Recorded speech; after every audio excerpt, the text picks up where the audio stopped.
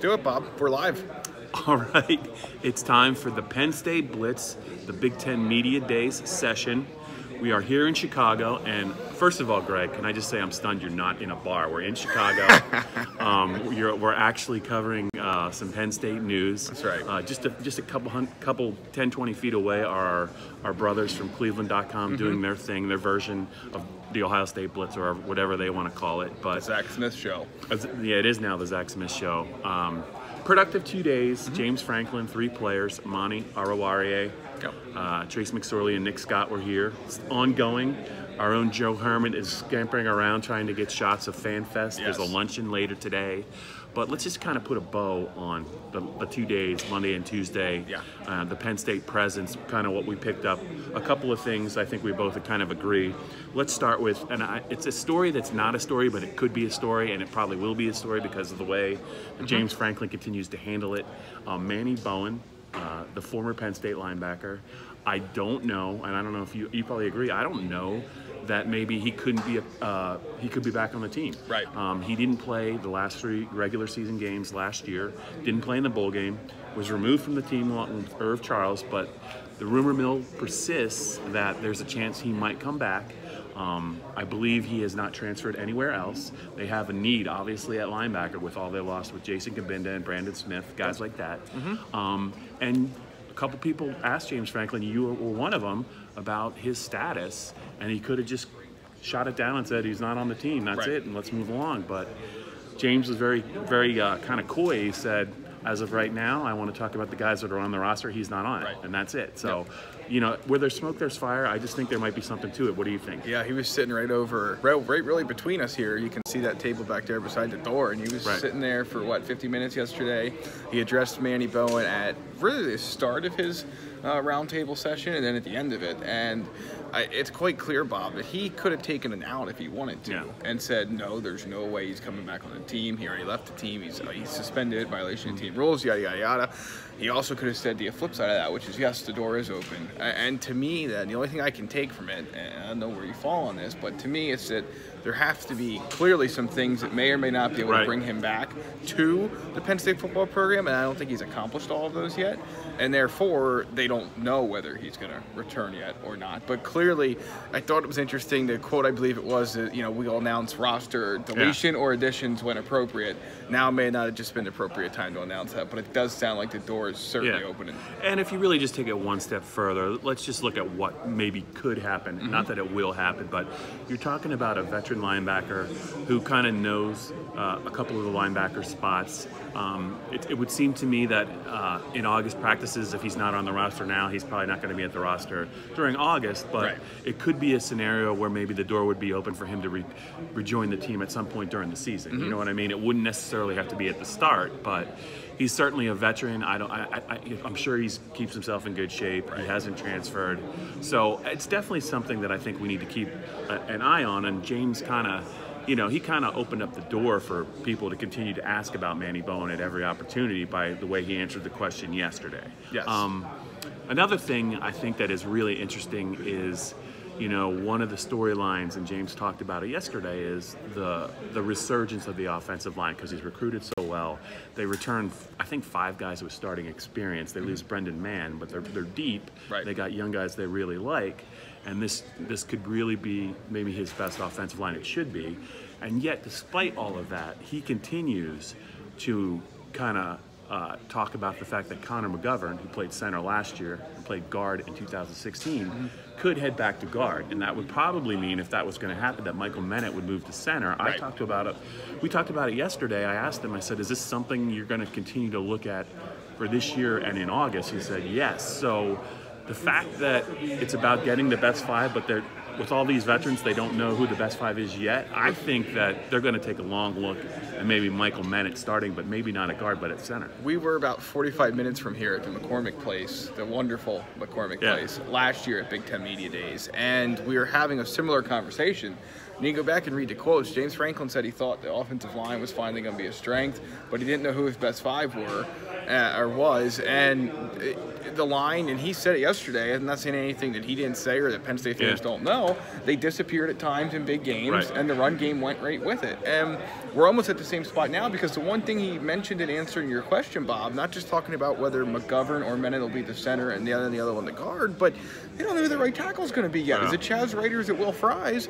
At some point, if you have this great veteran line, someone has to step up and take control, because you know what the opposite is. It's two guys and neither one of them separate themselves. And then that's how you get into situations where your ability to move the football disappears late in big games against marquee opponents. Yeah, I think we know, and I think the fans who follow it closely know who their best 6 offensive linemen are. Right. They like three tackles. It's Will Fries, Chaz Wright, Ryan Bates. Yep. Steven Gonzalez looks like he's set at guard. I think they like Michael Menon at guard or center, and they like Connor McGovern at guard or center. Yeah. You know McGovern's going to play. You know Gonzalez is going to play, and you know Ryan Bates is going to play. So the question is, with those other 3 players, how would they possibly maneuver the combination to get the best 5 on the field?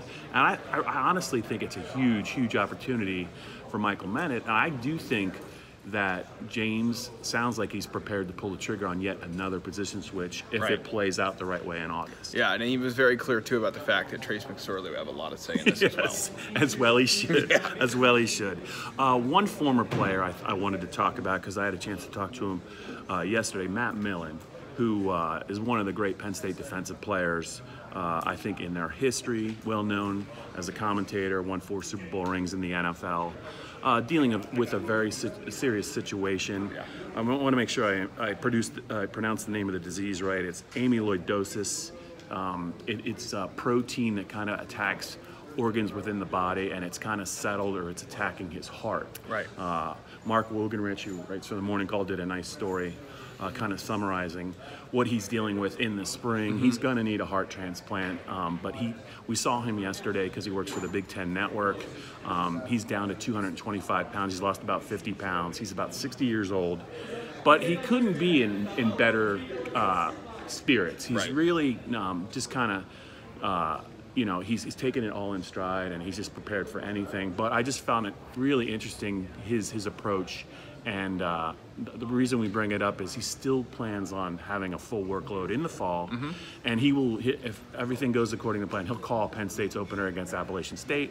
I know a lot of Penn State fans remember Matt, and they probably are wishing him the best. But it was I enjoyed our chat. Joe Herman and I had a chance to do something with him yesterday, so let's hope that we see him in the booth on September 1st when they play Appalachian State, and hopefully things can go very well for Matt. I just wanted to touch on that. One more thing, just to get to big picture. Greg, it's James Franklin's 5th year now, beginning his 5th year at Hard to believe, isn't it? Yeah, and I just kind of, we want to talk a little bit about all the changes that have kind of taken place since he's gotten here. And let's start, if you just walk it back, they weren't very good on the offensive line. They were a couple of 500 seasons. He was dealing with some sanctions related stuff. They didn't have like a full roster, but in a short time, after a little bit of a rocky start, Joe Moorhead got hired. The offense took off. Big Ten title. This will be the second, I think, Penn State Heisman campaign that they're going to be kind of working around, with Saquon Barkley last year, Trace McSorley this year. The recruiting, as you know, has just been off the charts and continues to be really good. They're positioned really well for the future. But even this week, he now has to deal with like topics like sports betting and all that goes with it. And I think if you're on the beat, you have to appreciate the fact that he just hates talking about injuries. Right. Won't do it. And now there's a chance that he might have to because of sports betting. I just wonder about all the changes that you've seen and I've seen in the last 5 years. It just makes me wonder, 2 or 3 years from now, what we're going to be talking about. Yeah, no doubt about it. I mean, we talk about, and he mentioned it yesterday, we go from, people wanting him fired right before they beat Minnesota to a magical run to the Big Ten championship, which of course they won, a thrilling game in the Rose Bowl, back-to-back 11-win seasons, a Fiesta Bowl victory, back-to-back New Year's Six Bowls. we didn't think we'd be talking about that back before Minnesota. I mean, you know, you come off that Michigan game, you know, and you then have Minnesota come to town. Right. You play a sluggish first half, and you're not sure where this thing's going to go. And now we're standing here in 2018 and talking about Trace McSorley as a Heisman candidate and a team that is top 15, top 10, depending on where you look, in the country, not just from a recruiting perspective, but as a preseason top 25 contender, which is, I don't think, something that we saw coming. So a lot has changed, and you're right about the injury report. It's going to be fascinating. Jim Delaney walked that back a little bit, calling it a participation report. Right. But this is where I agree with James, and it goes to his point about not wanting to talk about it. A lot of these other coaches don't want to either. Everyone just find a way to work around it. Sure. And all of a sudden it'll be, I think you mentioned this last night, it'll be like the Bill Belichick New England Patriots thing where 108 guys on the roster, as we well know, because Manny Bowen's not one of them. They're all going to be questionable. Will all be questionable. Or whatever they decide to do, in or out, they'll all be out. But yeah, so I don't know how that's really going to work. I applaud the Big Ten for considering it. I also agree with James, and you and I can speak to this truthfully, that why should, from his perspective, why should he care if a gambler's upset that somebody was supposed to play and didn't? So, but, you know, we know the other side of that coin as well. So, yeah, who knows what we'll be talking about a couple of years from now, because we certainly didn't think we'd be talking about any of this back in 2016. Okay, so Penn State's Media Day will be, I think, next week. Not this Saturday, but the following Saturday, and then before you know it, that'll be pretty much the kickoff of summer practice. I can just say one of the things I'm looking forward to most of all this year is because of their freshman class, who makes the moves, who are the freshmen that make the moves right away in August, specifically guys like Ricky Slade, and Justin Shorter. But we are going to be in Chicago. We're not leaving Chicago anytime soon. We have a lot still to get to, not necessarily Penn State related, but we will have the Blitz return next week. We'll have some more good Penn State stories. We didn't share them all with you, but that's it for this edition, the special edition, Big Ten Media Days here in Chicago and Penn State football.